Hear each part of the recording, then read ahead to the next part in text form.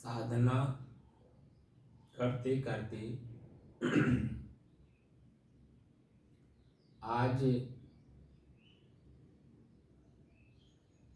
478 दिन हो गए। तारीख 27 फरवरी सन 2023, दिन सोमवार, प्रातः काल का समय।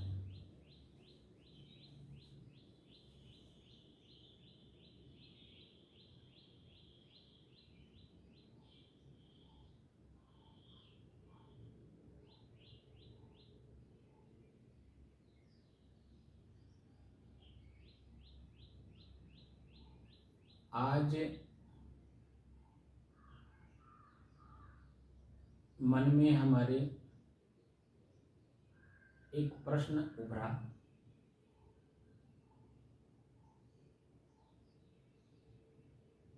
सुबह 3 बजे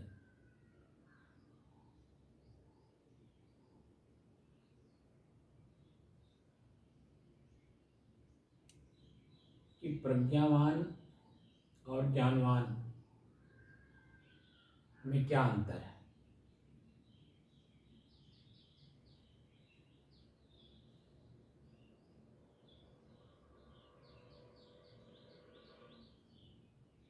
ज्ञानवान और प्रज्ञावान।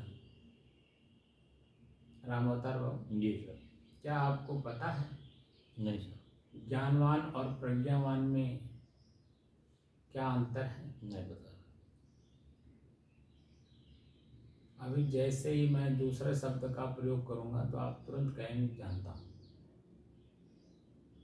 अंग्रेजी में थ्योरी और प्रैक्टिकल कहते हैं कि नहीं? जी। इसे तो जानते होंगे। हाँ। थ्योरी का मतलब ज्ञान, सिर्फ जानकारी प्राप्त करना।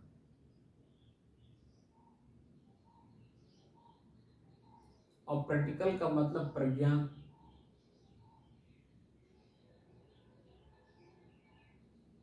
जो व्यक्ति प्रैक्टिकल कर रहा होगा क्या उसके पास समय होगा किसी दूसरे व्यक्ति को कुछ बताने के लिए? नहीं। अगर किसी को उससे कुछ सीखना है तो उसे उसके पास स्वयं जाना होगा, क्योंकि उसके पास समय नहीं है किसी को सिखाने के लिए। पास में रहोगे और शांत मन से रहोगे तभी उससे कुछ आप सीख पाएंगे। यही होता है। जब तक आपका मन शांत नहीं होगा, एकाग्र नहीं होगा और स्थिर नहीं होगा, जिज्ञासु का लक्षण ही है जिसका मन एकाग्र हो, स्थिर हो और शांत हो। जिज्ञासु का मतलब सीखने वाला व्यक्ति। तो प्रज्ञावान व्यक्ति समय समय से जो सामने उसके प्रस्तुत होता है प्रैक्टिकल करते समय, उसको आंख से दिखाता भी है, हाथ से कराता भी है, पैर से चलाता भी है और मुंह से बोल करके उसको जानकारी भी देता है। सही कह रहा हूं गलत? जी।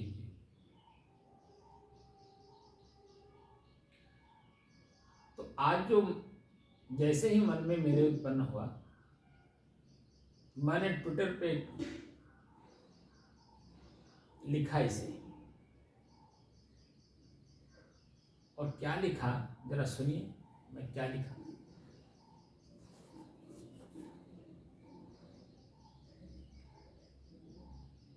हमने लिखा, आपके पास ज्ञान बहुत है। सीधे सीधे इंगित किया पढ़ने वाले को जी कि हमारा ट्विटर कोई भी पढ़ेगा, उसके लिए मैंने सीधे लिखा, आपके पास ज्ञान बहुत है। मैं सोचा कि चलूं कुछ आपसे सीख आऊं, तो क्या आप मुझे सिखाएंगे? ज्ञान देने से पहले आप इस बात का ध्यान रखना कि वर्तमान समय में हर व्यक्ति ज्ञानी है।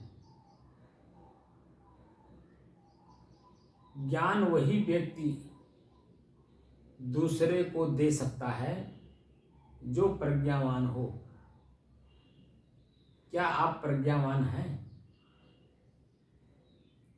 प्रज्ञावान व्यक्ति के पास समय ही नहीं रहता है अपने काम से, तो सिखाएंगे कैसे? प्रज्ञावान व्यक्ति असली ज्ञानी होता है और उसके पास समय ही नहीं होता है कि किसी दूसरे को ज्ञान देने के लिए। अगर किसी के पास समय है दूसरे को ज्ञान देने के लिए, तो समझ जाइए कि वह प्रज्ञावान नहीं है। अंग्रेजी में जैसे थ्योरी और प्रैक्टिकल है, वैसे ही हिंदी में ज्ञान और प्रज्ञा है। किसी को ज्ञान सिर्फ ज्ञान से नहीं देना चाहिए, बल्कि प्रज्ञावान बनकर एक दूसरे को ज्ञान देना चाहिए।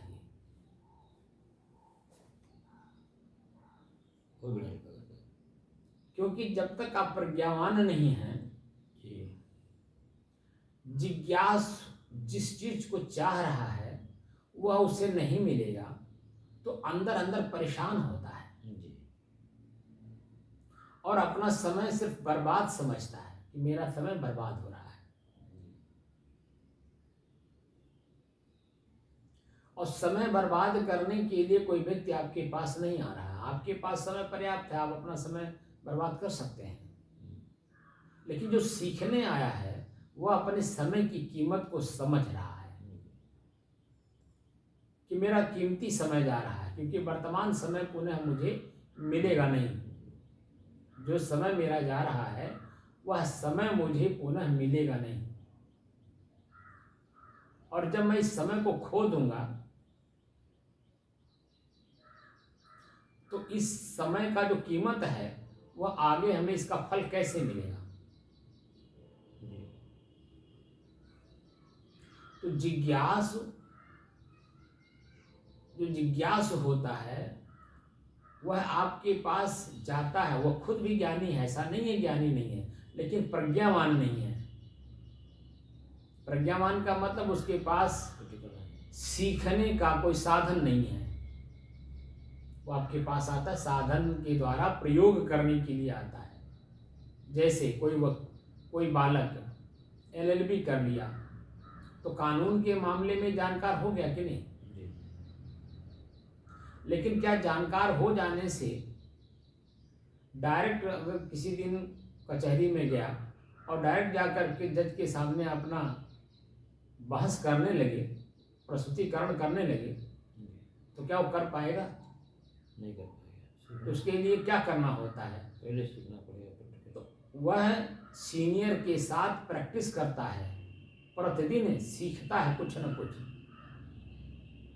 सबसे पहले तो कचहरी में प्रवेश करता है तो वो अपने को परिचय दिलाने के लिए मैं फला व्यक्ति का जूनियर हूँ, ये परिचय कराता है।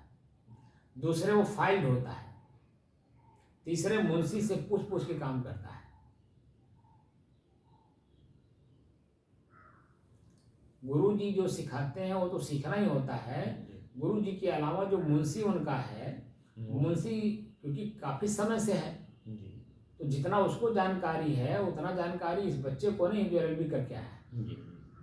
तो किस फाइल में क्या लिखना है, मुहलत देना है, एप्लीकेशन देना है, क्या देना है, उसमें क्या हो रहा है। तो जब फाइल पढ़ेंगे, फाइल पढ़ करके उसमें जो कुछ होता है वो अब आप देंगे तभी तो होगा। जज साहब भी खुश रहेंगे, पेशकार भी खुश रहेंगे, आप भी खुश रहेंगे, क्लाइंट भी खुश रहेगा। लेकिन जब आपको कुछ पता ही नहीं है तो आप उसमें क्या करेंगे? तो क्या करना होता है?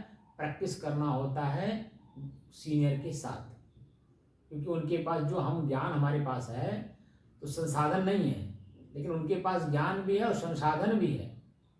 अब प्रयोग करने के लिए वो हमें उद्धृत भी कर रहे हैं उद्धृत भी कर रहे हैं, जगा भी रहे हैं कि इस फाइल में ये होना है, इसको जाके करके आओ, इस फाइल में ये चीज़ होना, इसको जाके से करके आओ, इस फाइल में आज कुछ नहीं होगा, इसमें जाओ ये तुरंत जो है दरखास्त दे करके आओ,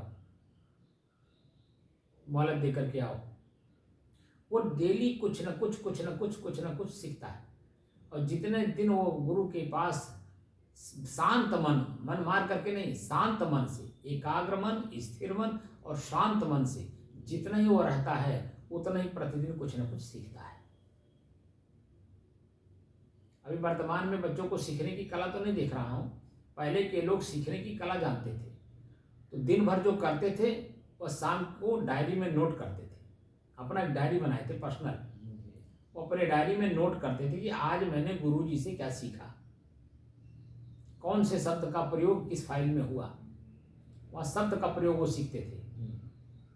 कौन सा शब्द, कौन सा एप्लीकेशन, कौन सी दरखास्त किस फाइल में किस रूप में दी गई, आज की स्थिति उस फाइल की क्या थी, वह डेली अपना और नोट करते थे। वही आगे चल करके सीनियर बनते थे। आज बच्चों को मैं देखता हूँ कि वह कुछ भी नोट नहीं करते, नोट बनाते ही नहीं हैं। बस आए, बस चंचल मन से वो फाइल पकड़े हैं, चंचल मन से चल रहे हैं। बस लोग जान जाएं कि फलां के जूनियर हैं, फलां के जूनियर हैं आप, तो फलां के जूनियर कह देने से आपकी सीनियरिटी नहीं आ जाएगी, प्रज्ञावान नहीं बन पाएंगे। दूसरा उदाहरण ले लीजिए डॉक्टर की। MBBS की पढ़ाई आपने स्कूल में कर ली, क्या सीनियर के साथ आपने प्रैक्टिस की? जब सीनियर के साथ प्रैक्टिस करते हैं तभी तो पता चलता है कौन सा मरीज है, किस मरीज में क्या दवा देनी है, कितना देनी है, कैसे देनी है, कब कब देनी है, ऑपरेट करना पड़ेगा या दवा से ठीक हो जाएगा, इसकी पीड़ा कैसी है, या मरीज के साथ बिहेव कैसे करना है, उसके साथ व्यवहार कैसे करना है, उसके साथ शब्द का प्रयोग कैसे करना है। ये सब हम सीखते हैं अपने से सीनियर के साथ। और सीनियर जब तक आपको वो बताएंगे नहीं, सिखाएंगे नहीं, प्रैक्टिकल कराएंगे नहीं, क्योंकि उनके पास संसाधन है, तब तक आप कुछ सीख नहीं सकते। ज्ञान तो है आपके पास, लेकिन जो ज्ञान आपने सीखा प्रैक्टिस करते समय, वह ज्ञान काम नहीं करता है।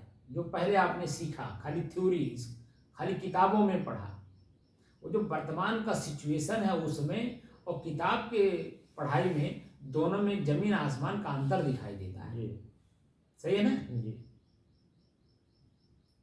तो वहाँ आपका मन कंफ्यूज रहेगा, मैं तो पढ़ा ये हूँ और यहाँ गुरुजी क्या कर रहे हैं, तो देख करके मन में शंका होती है। और जब शंका होती है तो गुरुजी से पूछा जाता है, जब गुरुजी से, सीनियर से जब गुरुजी से पूछा जाता है, तब वो बताते हैं कि जो तुम पढ़े हो उसमें और वर्तमान की स्थिति में इसमें ये अंतर है। तो वही सही ज्ञान आपको वहाँ मिलता है। सही है कि गलत? तो मुख्य रूप से ज्ञान तो सबके पास है, क्योंकि जीव स्वयं अपने आप में ज्ञान स्वरूप है ही, वो स्वयं अपने आप में ज्ञान स्वरूप है। अपने ज्ञान को हम जब तक किसी चीज में प्रयोग नहीं करेंगे, तब तक हमारे ज्ञान का महत्व अन्य लोग कैसे समझेंगे कि मैं ज्ञानी हूं। जब तक दूसरा कोई आपको ज्ञानी ना कहे, तब तक आपके ज्ञान का कोई महत्व नहीं है क्या कुछ? आपका ज्ञान जब आप प्रैक्टिकल करते हैं तो उसको सभी लोग देखते हैं। देखते समय हर व्यक्ति के अंदर में जिज्ञासा होती है, कर क्या रहे हैं। तो उस समय में बहुत सारे कमेंट भी आ जाते हैं, यानी कहने वाले कुछ ना कुछ, उसमें चंचल मन होता है ना सबका, कुछ ना कुछ कह देते हैं। अरे ये क्या करे जाता हो, अरे क्या करने जा रहे हो, क्या करने जा रहे हो। तो करने वाले को पता है ना मैं क्या करने जा रहा हूं। जब तक वो कार्य सिद्ध नहीं हो जाएगा, तब तक किसी के बात का वो जवाब कैसे दे देगा। जैसे खेत खरीदना है,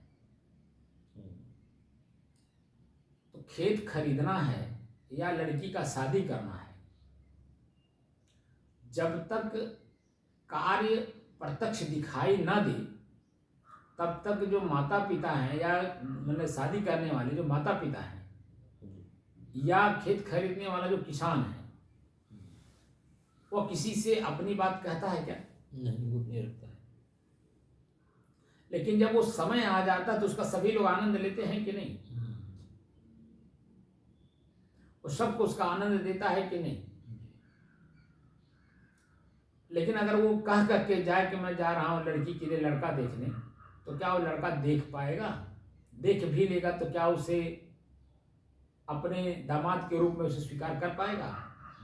क्योंकि बीच में जो ज्ञानी लोग हैं, ज्ञानी लोग, वह उसके कान में जाकर कैसा भर देंगे, दोनों के अलग अलग भरेंगे। लड़के वाले के यहाँ जाएंगे उसको अलग लड़की वाले के लिए भरेंगे, और लड़की वाले के पास जाएंगे तो लड़के वाले के लिए अलग भरेंगे। तो पता चला कि दोनों में खटास हो गई, दोनों में आपस में संबंध नहीं बना। तो इन बातों को प्रैक्टिकल करते समय हर चीज का ध्यान रखना पड़ता है कि मैं जो कार्य करने जा रहा हूँ अपने ज्ञान से, अपनी जानकारी से, उस कार्य को जब तक हम सिद्ध ना कर लें तब तक किसी के सामने हम बयां कैसे करें? आज जब सिद्ध हो जाएगा तो अपने आप सभी लोग बयां करने लगे, क्योंकि दिखाई देने लगता है।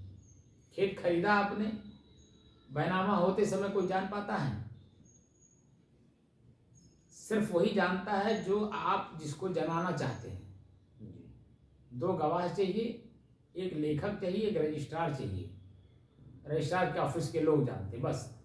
इसके अलावा कौन जानता है बताइए? देने वाला जानता है और लेने वाला जानता है। और जब वो रजिस्ट्री हो जाती है तो 30 दिन तक और भी इंतजार करता है, 90 दिन तक दाखिल खारिज करने का। दाखिल खारिज हो जाता है तब अपना हल और बैल लेकर के खेत में पहुंच जाता है। तो जब हल बैल उस खेत में पहुंचता है लेकर के किसान, तब पड़ोसी लोग जानते हैं कि अच्छा आप खरीदे हैं क्या? नहीं, आप कैसे आए? तब वहाँ वो बताता, भैया ये खेत हमने खरीद लिया है। आपने खरीद लिया? कब खरीद लिया आपने? एक प्रश्न आता है, तुरंत प्रश्न आता है, कब खरीद लिया आपने?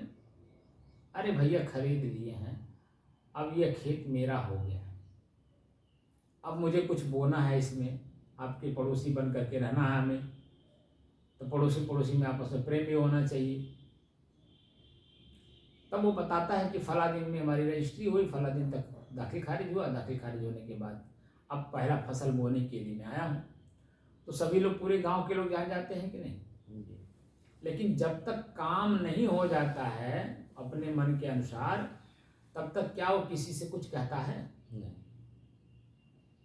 तो ज्ञानी व्यक्ति के पास इसका मतलब वो हल्का है, लेकिन प्रज्ञावान व्यक्ति वह वजनदार होता है, क्योंकि उसके शब्द में कीमत होती है कि वह वो कार्य सिद्ध करके बोल रहा है। तो जो हमारे महापुरुष हुए हैं, वह महापुरुष शब्द तो लिखे, लेकिन उस लेख को हमने पढ़ा जरूर, परंतु पढ़ने के अनुसार अभ्यास नहीं किया। जब अभ्यास करते तब ना उसकी वास्तविक स्थिति का पता चलता, और वास्तविक स्थिति का पता चलता तो जो मैं शब्द बोल रहा हूँ उस शब्द के बारे में जानकारी भी हमें होती। जितने भी आप देख रहे हो बोलने वाले हैं, शब्द बड़े बड़े बोल रहे हैं, लेकिन क्या स्वयं उनको अपने उस शब्द का ज्ञान है? पान खाए जा रहे हैं, पुकार खाए जा रहे हैं और कथा बाँचे जा रहे हैं, जो कि उसी पुस्तक में श्रीमद् भागवत महापुराण में कथावाचक का नियम भी लिखा है और श्रोता का भी नियम लिखा हुआ है। आप बताइए कि वर्तमान समय में को श्रोता और वक्ता क्या अपने अपने जगह पर हैं? बोलिए, कथा क्यों सुनी जा रही है? इसलिए सुनी जा रही है कि व्यथा है, यानी पीड़ा है। राजा परीक्षित का उदाहरण देते हैं और सुखदेव जी का उदाहरण देते हैं। तो सुखदेव जी के अंदर में कौन सी आदत थी? क्या वो दारू पीते थे? क्या वो मांस खाते थे? क्या वो पुकार खाते थे? क्या वो गाली गलौज करते थे? क्या किसी की निंदा चुगली करते थे? कोई बुराई उनके अंदर में बता दीजिए। हर चीज का त्यागी थे और अपने आप में मस्त थे। अपनी मस्ती ही वो बांट रहे थे। इसी का पता चला जब सबको, तो राजा परीक्षित सुखदेव जी से ज्ञान यानी वो भागवत इसलिए सुना क्योंकि सुखदेव जी के अंदर में कोई बुराई नहीं थी, इसलिए उनके अंदर में जो पीड़ा थी मरने की, एक तक्षक नाम का सर्प मुझे डस लेगा और मेरी मृत्यु हो जाएगी। तो मृत्यु सुन करके अपनी स्वयं वो भयभीत हो गए। जब भयभीत हो गए, वही भय ही तो पीड़ा है। तो पीड़ा यानी भय को निकालने के लिए ही सुखदेव जी ने श्रीमद् भागवत महापुराण को उनको सुनाया और एक एक दिन में उनकी गांठ टूटी। गांठ का मतलब आसक्ति, जो वो अपने राज्य में आसक्ति बना रखे थे, उस आसक्ति से वो मुक्त हो गए। गांठ टूटने का मतलब फूटने का मतलब होता है आसक्ति टूटना, और आसक्ति ही पीड़ा का कारण, दुख का कारण बनता है। क्योंकि प्रकृति में परिवर्तन है, कोई किसी भी चीज में आप आसक्त होंगे तो उसमें जब परिवर्तन दिखाई देगा तो असहनीय पीड़ा देता है। देता है कि नहीं देता है? तो अध्यात्म हमारा है वासना निवृत्ति का मार्ग। हम वासना निवृत्ति का मार्ग स्वयं जानते नहीं और दूसरे को ज्ञान दे रहे हैं। स्वयं हम उसी वासना में लिप्त हैं और हम दूसरे को वासना मुक्त होने का उपाय बता रहे हैं। तो सुनने वाले में क्या फर्क पड़ेगा? कुछ फर्क पड़ेगा क्या? उसकी वासना वह मुक्त हो जाएगा? क्योंकि जो सुनने वाला है वह देखना भी चाहता है ना, समझना भी चाहता है, और सुनाने वाला जब तक दिखा नहीं देगा, समझा नहीं देगा, तब तक क्या जिज्ञासु के अंदर में तृप्ति होगी? बोलिए। इसीलिए मेरे मन में जो सुबह भोर में 3 बजे जो मेरे मन में प्रश्न उठा, वो मैंने प्रश्न लिख करके सबको डाल दिया।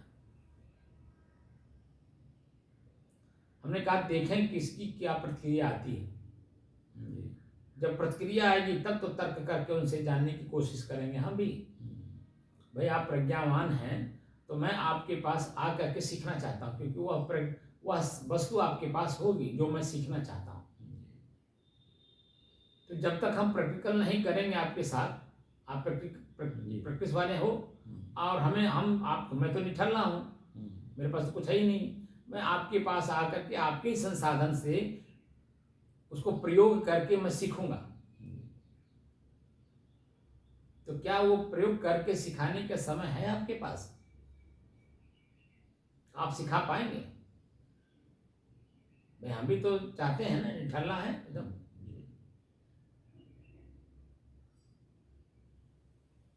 क्योंकि व्यक्ति अधूरा ज्ञान लेकर के समाज में उतरा हुआ है। अभी हम देख रहे हैं हमारे व्हाट्सएप पे कम से कम 20 से ज़्यादा ग्रुप वाले आए हैं। अब ग्रुप में मैं देखता हूं कि जो हल्के दिमाग वाले हैं वह जानवर कुछ ना कुछ मतलब लिखते रहते हैं उसी में।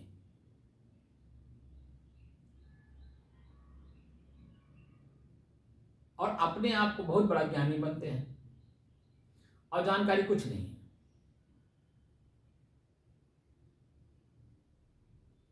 कल जुलूस निकला था, आपने देखा भी होगा, आपने किताब भी खरीदी भी है। एक बात बता दीजिए, जब किसी को कुछ मिल जाता, मैं बार बार कहता हूं कि आपको जरूरत है 10,000 रुपए की जी, और आप किसी से कर्ज मांगे, उसने 10,000 रुपया दे दिया, तो जिसने दिया उसके घर से लेकर के और अपने घर तक आने में क्या आप सबको बताते हैं कि मैं देखो 10,000 रुपया कर्ज लेके आ रहा हूं? नहीं बताते हैं। बोलिए, नहीं बताते हैं। क्यों नहीं बताते हैं? बताना चाहिए ना। क्योंकि आपको डर है कोई छीन लेगा, कोई आपसे मांग लेगा। मैं लाया हूं अपने काम के लिए, मुझे लौटाना भी है। काम मेरा सिद्ध नहीं होगा तो मैं लौटाऊंगा कैसे? ये तो बीच ही में मेरा कोई चोरी कर लेगा, कोई डकैती डाल लेगा, कोई छीन लेगा, तमाम तरह का डर है नहीं। क्योंकि आवश्यकताएं सबको है, लेकिन अपनी आवश्यकता अपने कर्मों के द्वारा स्वयं सिद्ध नहीं किया जा रहा है, दूसरे के बल पे करना चाह रहे हैं हम। तो दूसरे का बल वो अपने लिए किया है कि आपके लिए किया है? कोई भी प्रज्ञावान, कोई ज्ञानवान व्यक्ति प्रज्ञावान तो तब बना ना, वो स्वयं अपने आप के लिए बना है, आपके लिए नहीं बना। आपको अगर बनना है उसके पास जाकर के सीखिए। जैसे हम लोग भी संत लोग जो बनते हैं, तो अपने जो सीनियर संत होते हैं उनके पास जा करके 12 साल तक सीखना होता है। तो 12 साल तक हम लोग क्या क्या सीखते हैं बोलिए? उनका झाड़ू लगाते हैं, उनका बर्तन मांजते हैं, उनका लंगोटी धोते हैं, उनका अचला धोते हैं, यानी सेवा करते हैं। तो सेवा में वही उनका जो ज्ञान है, जानकारी है, प्रज्ञान, वह हम लोगों को धीरे धीरे मिलता है। एक एक शब्द मिलता है, एक एक दिन में एक एक शब्द देते हैं। अब आप बता दीजिए कि 12 साल तक जब हम लोगों को उनकी लंगोटी धोनी पड़ती है, सेवा करना पड़ता है। जब तक वह स्वयं अपने आप से हमें मुक्त नहीं करते तब तक सीखना होता है। क्योंकि जो उनके पास है वही तो लेने उनके पास हम आए हैं।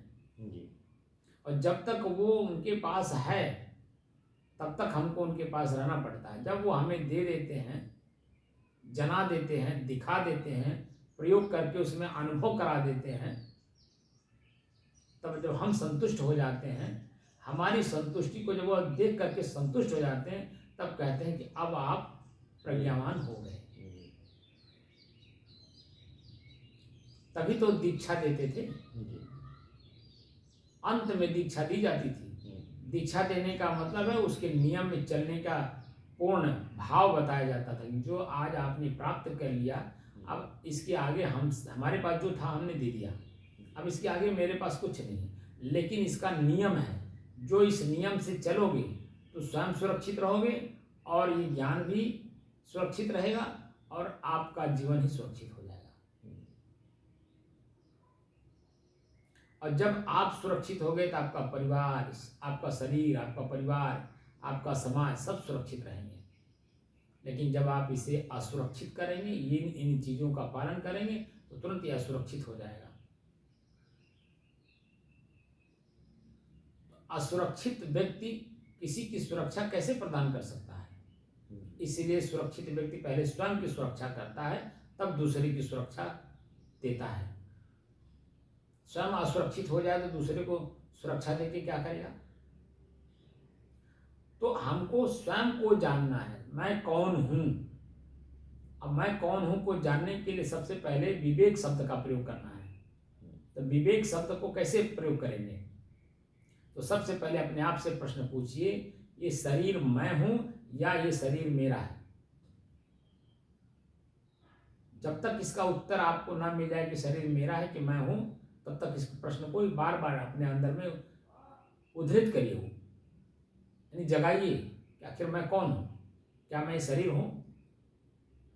व्यवहार में मैं क्या बोल रहा हूं और यहां मैं खोज क्या रहा हूं? मेरा आंख, मेरा कान, मेरा हाथ, मेरा पैर। तो मेरा का मतलब क्या होता है? जैसे मेरा तौलिया का मतलब मेरे से अलग है, तभी तो मेरा तौलिया है। तो मेरा आंख अगर है तो मेरे से अलग है, तब तो मेरा शब्द का प्रयोग हो रहा है। अगर मैं आंख होता तो मैं आंख देख रहा हूं, ऐसा शब्द का प्रयोग होता। लेकिन मैं ये प्रयोग कर रहा हूं कि मेरी आंख देख रही है, मेरा कान सुन रहा है, मैं अपने जीभ से स्वाद ले रहा हूं, मैं अपने हाथ से फलाने को ये चीज दिया, फलाने से ये सामान मैं अपने हाथ में लिया, मैं पैर से चल करके वहां तक गया।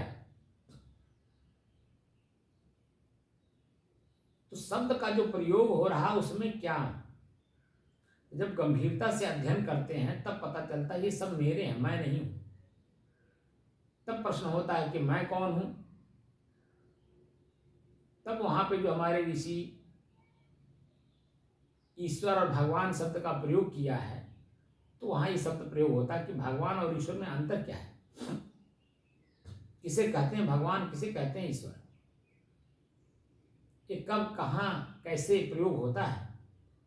तो जब भगवान को जानने का प्रयास करेंगे तो बहुत दिनों के बाद मुझे इस बात को समझ में आया कि भगवान शरीर को कहते हैं, जड़ को कहते हैं, प्रकृति को कहते हैं।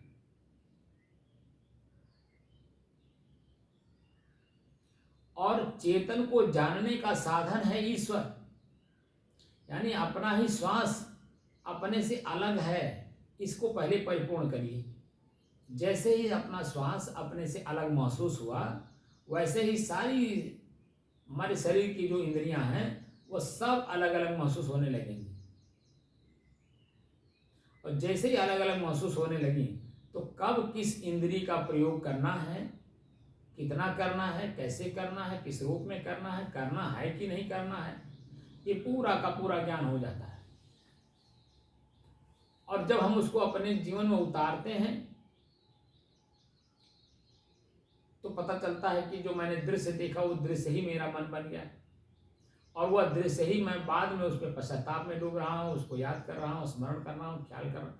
वही दृश्य मुझे कभी कभी याद कर करके मैं प्रसन्न भी होता हूँ, उसी दृश्य को देख स्मरण कर करके हम दुखी भी होते रहते हैं, पश्चाताप में भी डूबते हैं और भविष्य की कल्पना भी करते रहते हैं। लेकिन वर्तमान में हम रहते नहीं। वर्तमान में अगर हम आ जाएं तब प्रज्ञावान माना जाएगा कि वर्तमान आपका है, ना भूत आपका, ना भविष्य आपका, वर्तमान आपका। वर्तमान में मुझे क्या करना है, ताकि जो वर्तमान है ये जब भविष्य होगा, भूत होगा, तो पश्चाताप में डुबाएगा या खुशी और आनंद की अनुभूति कराएगा, ये बात की जानकारी हो जाती है। तो वर्तमान जो स्थिति है उसको हम संभाल लेते हैं, तो उसी संभालने में हमारा भूत भी ठीक हो जाता है और भविष्य तो ठीक होता ही होता है। तो कुल मिलाकर के हमें ज्ञानवान नहीं बल्कि प्रज्ञावान बनना है, और प्रज्ञावान व्यक्ति का ही सब कुछ सार्थक होता है, उसका जीवन सार्थक होता है, उसके साथ रहने वाले लोग अपनी सार्थकता का अनुभव करते हैं कि मैं किसी प्रज्ञावान व्यक्ति के साथ हूँ। ज्ञानवान के साथ नहीं, ज्ञानवान चंचल होता है और प्रज्ञावान स्थिर होता है, शांत होता है और शांति का पाठ पढ़ाता है, और शांति ही हम चाहते हैं। प्रत्येक जीव शांति ही चाहता है, लेकिन प्रज्ञावान का संग नहीं करना चाहता, वह ज्ञानवान का संग करना चाहता है। तो ज्ञानवान तो खुद चंचल है, खुद दुखी है, खुद पीड़ित है, खुद पश्चाताप में डूबा हुआ है, खुद ही जन्म आगे की कल्पना कर रहा है, वर्तमान में है नहीं।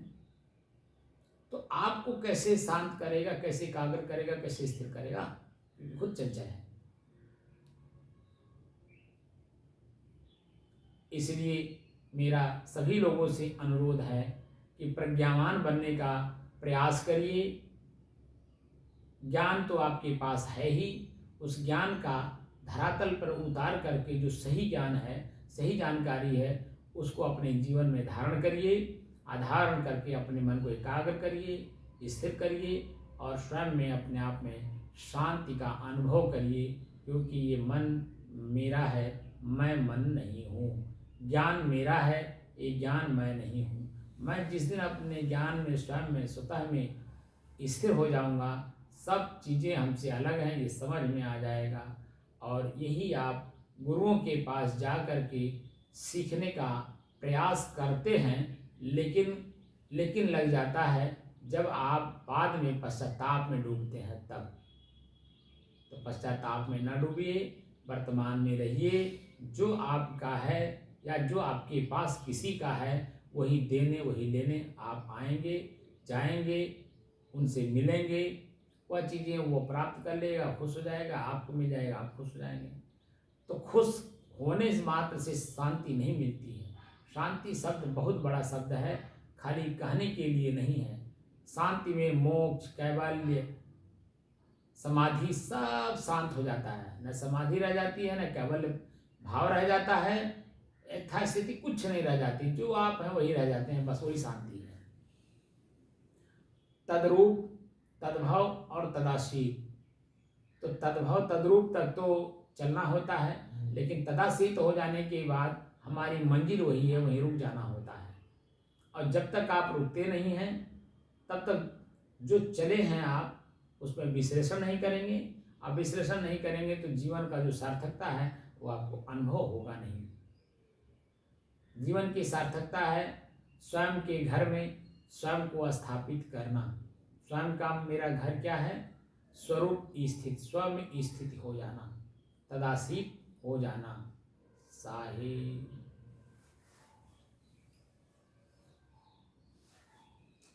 अच्छा साहब, जैसे लोग तो आवाज जोर से बोलिए। पान जो है साहब, जो लोग पान के लिए करते हैं, ये पूजा पाठ करते हैं या कुछ करते हैं, उसमें पान को मतलब प्रयोग करते हैं, तो पान का मतलब ये मादक में नहीं है साहब? मैं क्या कहा, सब बातें मैं बोल गया अपने भाषा में। अब उसमें जो भी मिलाएंगे सब वो बाहरी वस्तु बारी होगी। वस्तु तो बाहरी वस्तु ही तो हमें दुख दे रहा है। जी। और खोज क्या रहे हैं हम? खोज तो हम स्वयं को रहे हैं, लेकिन बाहरी वस्तु में।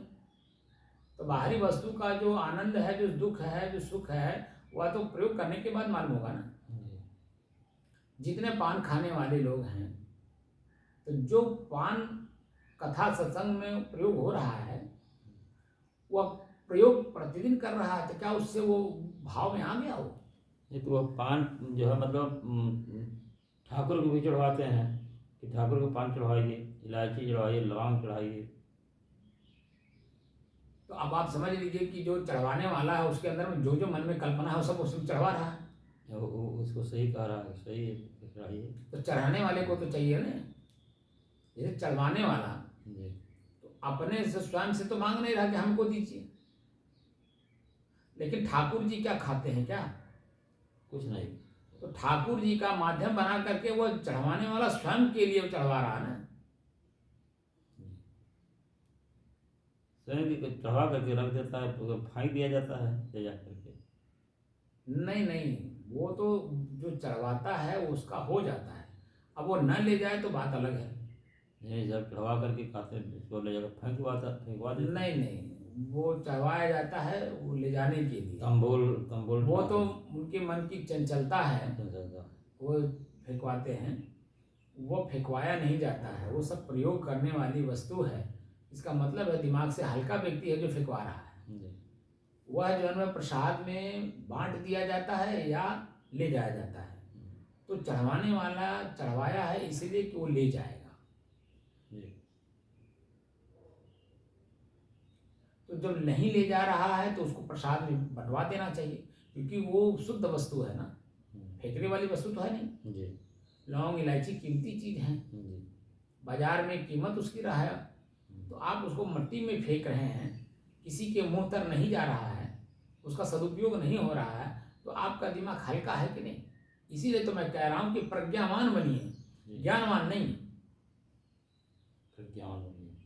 तो प्रज्ञावान व्यक्ति में जो खरीदा है वो तो प्रयोग भी अपने घर में करता है ना। जैसे लौंग है, इलायची है, काली मिर्च है, सौंठ है, अदरक है, या जो भी चीज़ें प्रयोग कर रहा है, तो वो प्रयोग क्यों कर रहा है? वह आयुर्वेद है, आयु से जुड़ा हुआ है, आपके शरीर से जुड़ा हुआ है। आपके किचन में जितनी भी चीज़ें हैं प्रयोग की जा रही हैं वह आयु से जुड़ी हुई हैं, जीवन से जुड़ा हुआ है, तब तो प्रयोग हो रहा है। जो हमारे शरीर में तत्व कम पड़ते हैं उन्हीं के द्वारा जो है हमारे शरीर को तत्व प्राप्त होता है, तो हमारा शरीर स्वस्थ रहता है। तो वो सब जीवन से जुड़ा हुआ है। आदमी हल्का दिमाग का है, ज्ञानवान। मैं तो कह रहा हूँ ज्ञानवान तो है लेकिन प्रज्ञावान नहीं है। तो प्रज्ञावान नहीं है तो उसका मतलब क्या है? और ज्ञान स्वयं उसके लिए घातक हो रहा है। अब आप बताइए, कीमती सामान आपसे हजारों रुपए का सामान खरीदवाया गया और उसको मिट्टी में घूर पे ले जाकर के फेंक दिया, उसका क्या मतलब है? इसका मतलब है कि हम जिसका संग कर रहे हैं वो खुद हल्का है और हमें भी हल्का कर देगा। तो प्रयोग करने वाले को भी तो चतुर होना चाहिए कि यहाँ क्या हो रहा है। तो उसका भी देखिए, किसी के ऊपर किसी का वो ज्ञान काम तब कर जाता है जो वो उससे हल्का होता है, लेकिन किसी वजनदार व्यक्ति के सामने उसका ज्ञान कहाँ चलता है, कहीं चलता है उसका। तो संत समाज में सबसे बड़े हैं और इस सबको ज्ञान दे रहे हैं पूरे वर्ल्ड में। मैं अपनी की बात नहीं कर रहा कि मैं ही संत हूं तो मैं ही दे रहा हूं सबको। संत पद पर जितने लोग हैं जिन्होंने अपने आप को संत पद पर प्रस्तुत कर लिया है, वह समाज को कुछ दे रहे हैं और उन्हीं से हमें सीखना होता है। जो संत पद पर नहीं, यानी शांत पद पर नहीं है, अपने मन को शांत नहीं किए हैं, अपने इंद्रियों को शांत नहीं किए, अपने शरीर की चंचलता को, अपने शरीर को पढ़ा नहीं।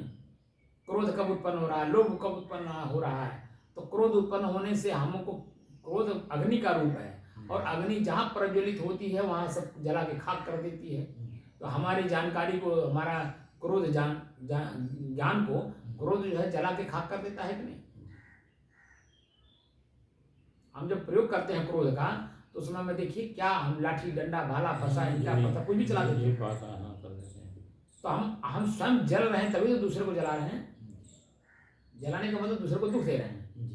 भाई जहाँ भी डंडा भाला फंसा ईंटा पत्थर लगेगा जिसको भी, क्या वो सुखी होगा?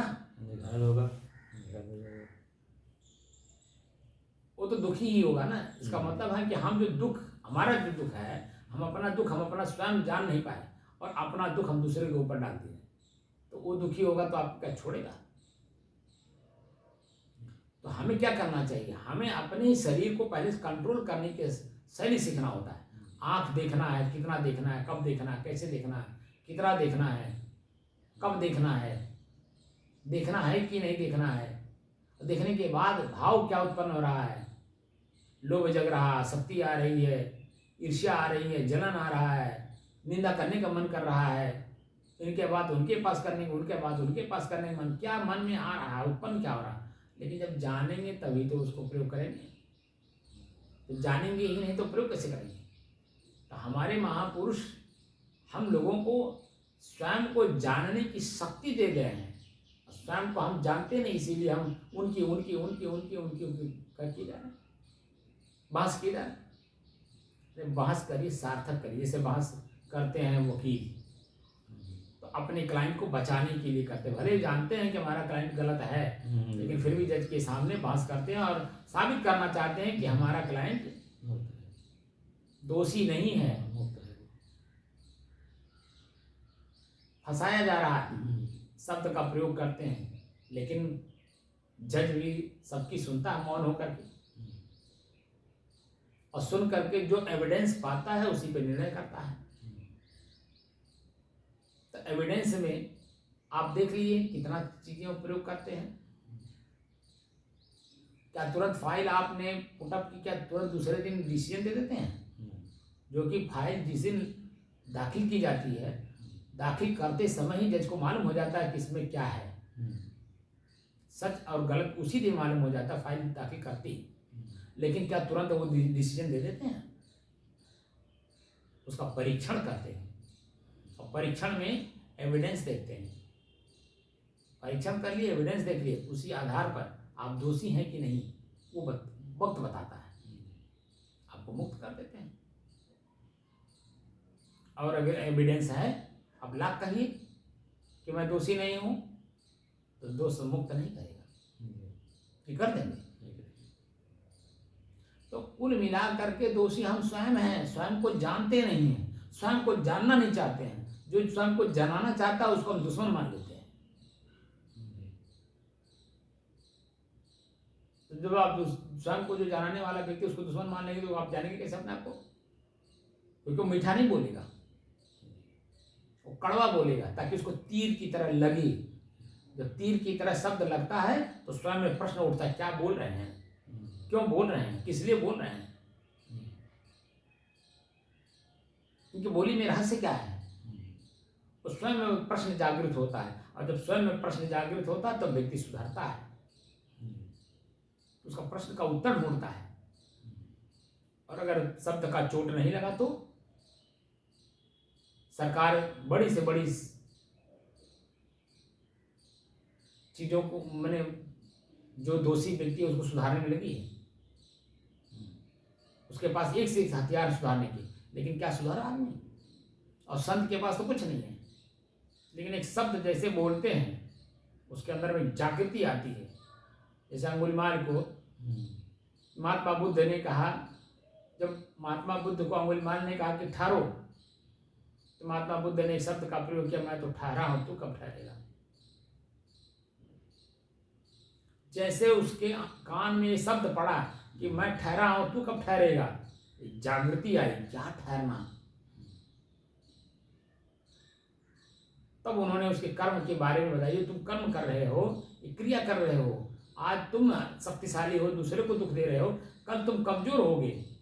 दूसरा कोई जो जिसको आप दुख दे रहे हो, यही कल आपको जब दुख देगा, वो ताकतवर होगा तो दुख देगा, तो आपको कैसा लगेगा?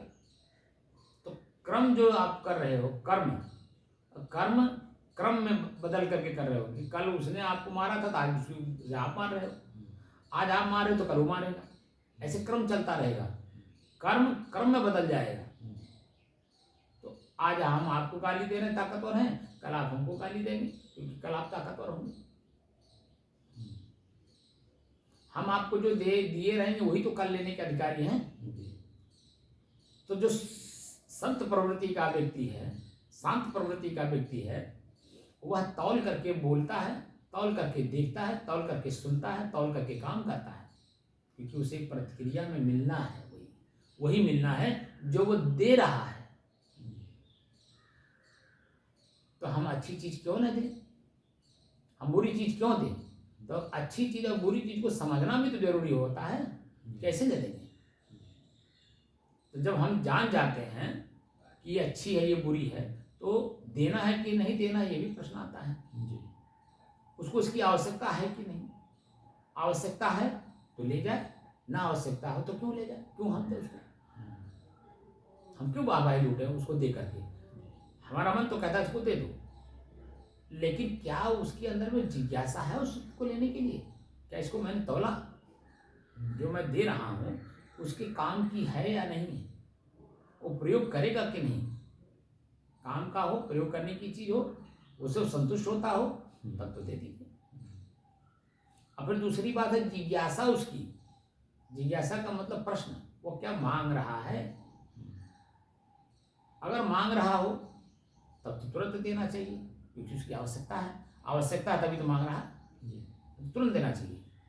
वह तर्क वितर्क नहीं करना चाहिए, क्योंकि उसकी उस चीज की उसको आवश्यकता है। और जैसे वो आवश्यकता प्राप्त कर लेगा, आपको अपने सिर का मुकुट बना लेगा।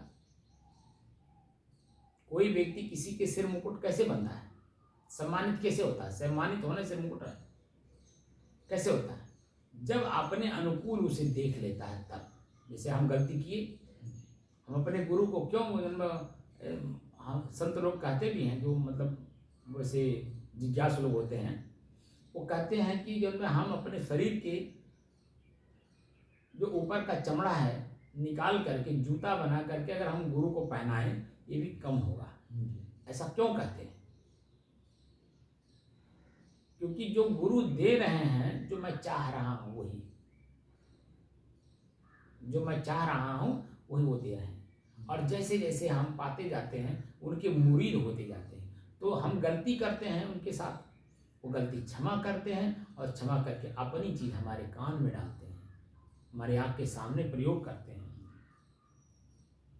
और जो हम आँख से देखते हैं, कान से सुनते हैं, हम तृप्त होते हैं, संतुष्ट होते हैं कि हमारी चीज हमें मिल रही है, तब तो हम उनके ऋणी होते हैं। तो जो ज्ञान है वो ज्ञान हल्का करता है, लेकिन प्रज्ञान हल्का नहीं करता है, आपका वजन बढ़ाता है।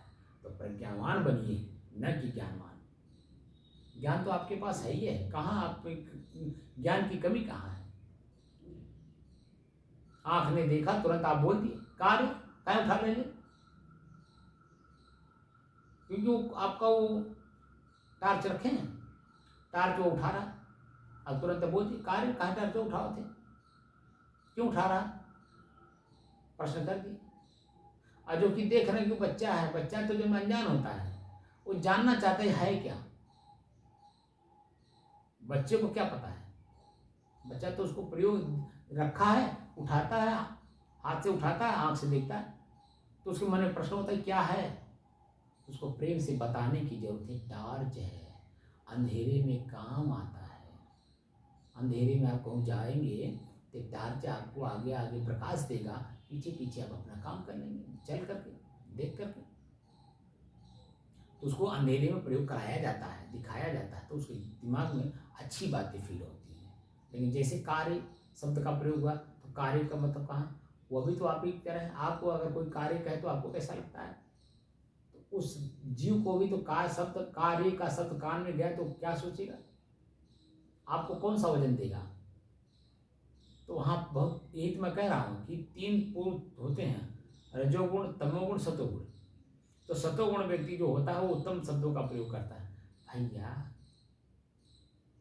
बाबू, ये टॉर्च है, ये अंधेरे में प्रयोग किया जाता है, तो उसको जला करके उसको दिखाया भी जाता है, देखिए इसमें प्रकाश है, अंधेरे में प्रकाश करता है। जब आप रात में अंधेरे में कहीं जाएंगे या लाइट चली गई, बिजली गुल हो गई, उस समय में टॉर्च जला करके अपना काम किया जाता है। ये उत्तम पुरुष का है। उसको हाथ, उसके सर पे हाथ फेरते हुए, सहलाते हुए, प्रेम से उसको समझाया जाता है। ये उत्तम पुरुषों का काम। द्वितीय पुरुषों का क्या काम है, अरे टॉर्च तो है और क्या है। तृतीय पुरुषों का काम क्या है, जो थर्ड है तमोगुणी, वो अपना तमोगुण दूसरे उस बच्चे पे भी दिखा देता है। क्रोध, गुस्सा, आवेश जो सामने पड़ेगा तुरंत उसको प्रयोग कर देगा। तो व्यक्ति का व्यक्तित्व जो है चमकता है, वही उसको वजन भी बढ़ाता है, वही उसका वजन घटाता भी है। तो व्यक्ति का व्यक्तित्व तब चमकेगा जब व्यक्ति स्वयं अपने आप के व्यक्तित्व को संवारा हुआ। तब तो स्वयं को हम संवार नहीं रहे हैं, हमारी व्यक्तित्व चमकेगी कैसे। तो हमको ही अपने आप को ही संवारना है। प्रज्ञा का मतलब स्वयं को संवारना। जितना ज्ञान है वो हमारे जीवन में खुद दिखना चाहिए, जैसे भी है। तब उसी में से कोई व्यक्ति ऐसा मिल जाएगा जो हमको, आपको एक शब्द बोलेगा और हम आप पकड़ करके अपने कर्म को सुधार भी लेंगे, आगे बढ़ भी जाएंगे। तो कुल मिलाकर के कहने का तात्पर्य यह है कि ज्ञानवान तो आप हैं ही, प्रज्ञान बने। हमारा निर्देश भी है, प्रार्थना भी है, दोनों है कि प्रज्ञावान बनिए। अप्रज्ञावान व्यक्ति का संग करिए, जिससे आपका जीवन एकदम शांतमय, स्थिर होकर के जीवन जो मिला है इसकी सार्थकता आपको मिले। बस समझ गए ना। और कोई प्रश्न है तो बताइए। नहीं, तो जो मैं बता रहा हूँ ये तो मैं आपको इसलिए बता रहा हूँ कि आप खुद देखिए कि जो व्यक्ति मेरे सामने जो कार्य कर रहा है वो सही कर रहा है कि गलत। क्योंकि सही कार्य तो स्वयं को जानना हुआ। उसी श्रीमद् भागवत महापुराण में शब्द का क्या क्या नहीं प्रयोग हुआ है। तो प्रयोग, जो शब्द बोलने वाला है, क्या उसके जीवन में वो शब्द का प्रयोग है। शब्द का प्रयोग है तो उसे सुनिए, सुन करके अपने आप को भी जन्म वैसे बनाइए। लेकिन अगर शब्द का प्रयोग उसमें नहीं है, खाली बोल रहा है, पुकार खाया जा रहा है, कार्य, तमाम तरह का शब्द जो प्रयोग करते हैं बिना समझे जाने, वो प्रयोग किए जा रहे हैं, बस अपने आप को ज्ञानी मान रहे हैं। मैं भागवत का बड़ा जानकार हूँ।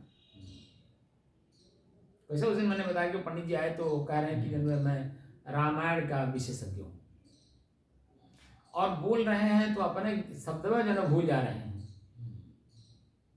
तो और आगे बढ़कर के कह रहे हैं मैं ज्योतिष को भी जानता हूँ, मैं वास्तुशास्त्र को भी जानता हूँ, मैं लखनऊ तक जाता हूँ, दिल्ली तक जाता हूँ, यहाँ जाता हूँ, वहाँ जाता हूँ, मेरा कार्यक्रम बम्बई में है। तो हमने डायरेक्ट कह दिया कि भैया हम तो वासना निवृत्ति का मार्ग ढूंढ रहे हैं और ही बताते भी हैं। जितना हमें जानकारी है उतना हम बताते भी हैं, बाकी जो वासना निवृत्त करने वाले लोग उनसे जानने की कोशिश भी करते हैं। ये सब वासना में आता है। तो अब आगे बोलें क्या, लेकिन फिर भी गाल बजाएंगे। पंडित ही है। क्योंकि वो अपने आप को सुपीरियर मानते हैं, अपने आप को हल्का मानते नहीं, क्योंकि बड़े जानकार, बड़े किताब पढ़ लिए हैं। सुपीरियर मानते ही हैं। तो सुपीरियर मानने से कोई मानव नहीं मान लेगा, क्योंकि वो आपके पास सिर्फ जानकारी है। जानकारी को आपने प्रयोग अपने जीवन में नहीं किया, अपनी गरीबी आपने दूर अपने ज्ञान से नहीं कर पाए, धनवान बन ही नहीं पाए। जब धनवान होंगे तब तो मालूम होगा कि आपके ज्ञान का उपयोगिता क्या है। तो जो हमारी जरूरत होगी हम आपसे ले लेंगे, नहीं जरूरत है तो कहाँ ले लेंगे भाई। जैसे आप तैसे हम, जैसे हम तैसे आप, वही आप है वही मैं हूँ। आप तो कर्म कर करके धनी बन गए, ज्ञान से भी प्रज्ञावान हो गए और बाहरी धन से भी धनवान है, और आपके पीछे पीछे जनता चल भी रही है, उससे आपसे कुछ लाभ पा रही तब तो। अगर आपसे लाभ नहीं पा रही तो क्यों जाइए। और मेरे साथ तो कुछ भी नहीं है, न मैं धनवान हूँ, न मैं ज्ञानवान हूँ, न मैं प्रज्ञावान हूँ, ना मेरे पीछे कोई मेरे चलने वाला है। क्यों? क्योंकि ज्ञान तो है, लेकिन प्रयोग करने का कला नहीं मालूम। हर चीज का कला होता है, जानकारी तो है लेकिन प्रयोग करने की कला नहीं मालूम। और कला नहीं मालूम है तो क्या होगा?